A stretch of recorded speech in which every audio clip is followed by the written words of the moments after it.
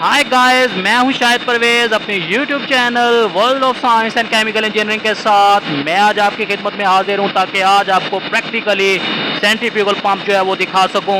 मैं आज आपके सामने इसका जो वर्किंग प्रिंसिपल है, इसके जो छुपे हुए और जो ज़ाहरी हिस्से हैं उनको एक्सप्लेन करूंगा और इनके जो फंक्शंस हैं उनके बारे में भी आपको बताऊंगा। तो इस टॉपिक को शुरू करने से पहले मैं आपको एक अहम बात बताता चलूं कि यहाँ पर बहुत ज़्यादा शोर है क्योंकि कंप्रेसर्स और जो चिल्लर्स हैं वो ऑपरेशन में है।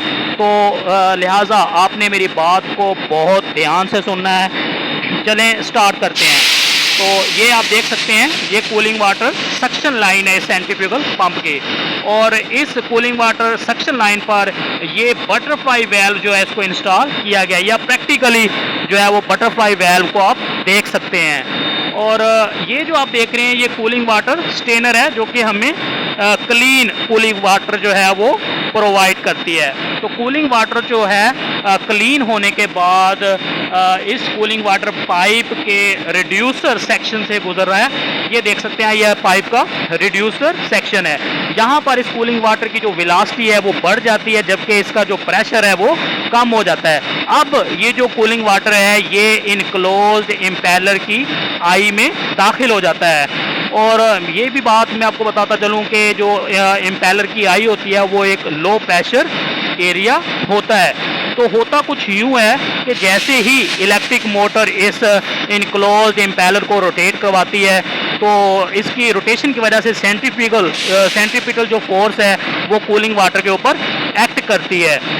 और इसके जो है वो मुखालिफ सिमत में आपको पता है कि दायरे में जब भी कोई चीज़ घूमेगी तो सेंट्रीपिटल फोर्स तो एक्ट करती है, और उसकी मुखालिफ सिमत में एक और फोर्स भी पैदा होती है जिसको हम सेंट्रीफ्यूगल फोर्स कहते हैं, जो इस कूलिंग वाटर को इस इम्पेलर की आई से जो है वो परे खींचेगी।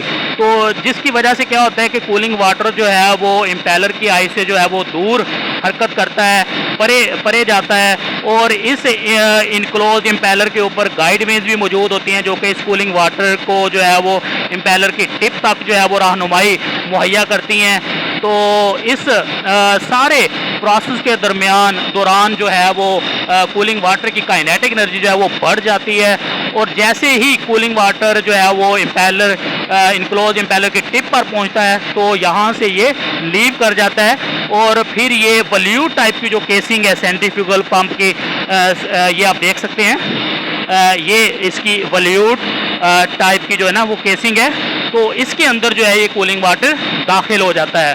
तो जैसे इसके अंदर दाखिल होता है तो इसकी सारी की सारी जो काइनेटिक एनर्जी है वो प्रेशर एनर्जी में चेंज हो जाती है। अब हमारे पास ये एक हाई प्रेशर लिक्विड जो है वो मौजूद है जो कि इस सेंट्रीफ्यूगल पंप से डिस्चार्ज हो रहा है। तो ये इसका डिस्चार्ज पॉइंट है, ये आप देख सकते हैं, ये पाइप का एक्सपेंडर सेक्शन है, और यहाँ से कूलिंग वाटर मूव करता हुआ इसे NRV से गुजर रहा है। ये यहाँ पर आप देख सकते हैं, ये NRV है।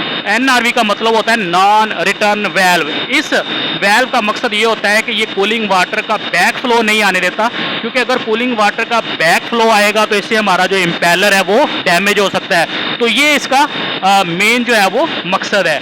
और अब मैं आपको दिखाता हूँ इसका डिस्चार्ज वेल्व। ये आप सामने देख सकते हैं, ये इसका डिस्चार्ज वेल्व है, और इसको हम जो है वो ग्लोब वेल्व कहते हैं। ठीक है, इस ग्लोब वेल्व को जो है वो फ्लो कंट्रोल वेल्व भी कहा जाता है। तो ये प्रैक्टिकली जो है ना इस ग्लोब वेल्व का जो है ना वो व्यू है, ये आप प्रैक्टिकली ग्लोब वेल्व को देख सकते हैं। और अब मैं आपको सेंट्रीफ्यूगल पंप की जो है वो प्राइमिंग लाइन जो है ना वो दिखाऊंगा। ये देखें, ये सेंट्रीफ्यूगल पंप की जो है ना प्राइमिंग लाइन है, और ये वाल लगा हुआ है जिसकी मदद से हम जो है वो सेंट्रीफ्यूगल पंप की केसिंग से जो एयर है उसको निकाल सकते हैं। तो जैसे ही हम इस वाल को ओपन करेंगे, जो इनक्लोज इम्पेलर की आई है वहाँ पे लो प्रेशर पैदा होता है, जिसकी वजह से क्या होता है कूलिंग वाटर जो है वो इम्पेलर की जो सेंट्रीफ्यूगल पंप की जो केसिंग है उसके अंदर दाखिल हो जाता है।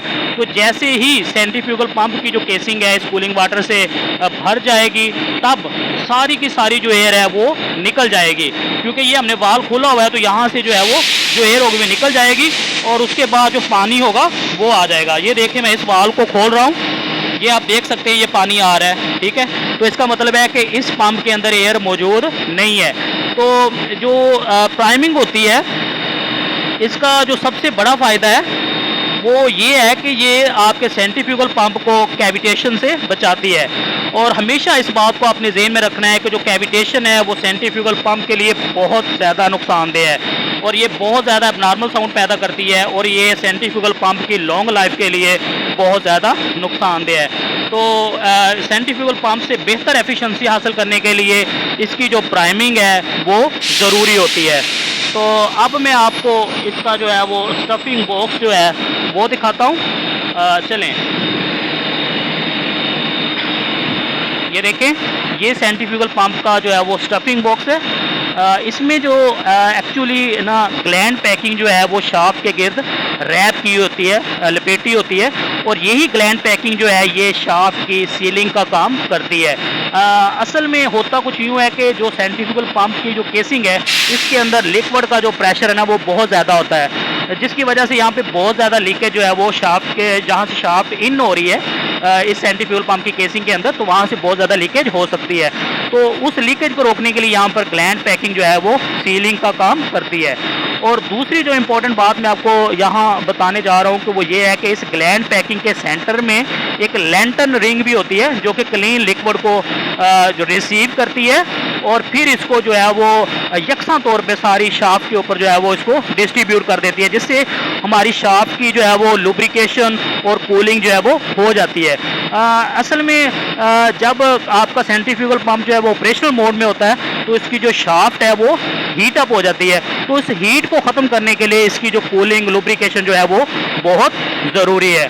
और अब मैं आपको दिखाता हूँ इस सेंट्रीफ्यूगल पंप की बेयरिंग हाउसिंग। ये सेंट्रीफ्यूगल पंप की जो है ना बेयरिंग हाउसिंग है और इसके साथ ये इसका जो है ना यहाँ पर लुब्रिकेशन बॉक्स भी है और ये वो पॉइंट है जहाँ से हम जो है इसमें जो ऑयल का लेवल है इस लुब्रिकेशन बॉक्स में वो चेक कर सकते हैं। ये जो लुब्रिकेंट ऑयल है ये इन दोनों एंटी फ्रिक्शन बैरिंग्स की जो है ना वो लुब्रिकेशन के लिए बहुत ज़रूरी है और ये दोनों एंटी फ्रिक्शन बैरिंग्स जो है वो इस शाफ्ट की स्मूथ रोटेशन को जो है वो मेंटेन करते हैं और इस शाफ्ट को रेडियल और एक्सियल थ्रस्ट से भी बचाते हैं जो कि पंप सेंट्रीफ्यूगल पंप की जो एक स्मूथ ऑपरेशन है उसको मुतासर कर सकते हैं। तो इसलिए जो है वो रेडियल और एक्सियल थ्रस्ट से महफूज करने के लिए ये दोनों एंटी फ्रिक्शन जो बैरिंग्स हैं ये बहुत अपना जो है अहम रोल प्ले करते हैं। और अब ये जो सेंट्रीफ्यूगल पंप है ये ऑपरेशनल है। यहाँ आप देख सकते हैं ये कपलिंग है,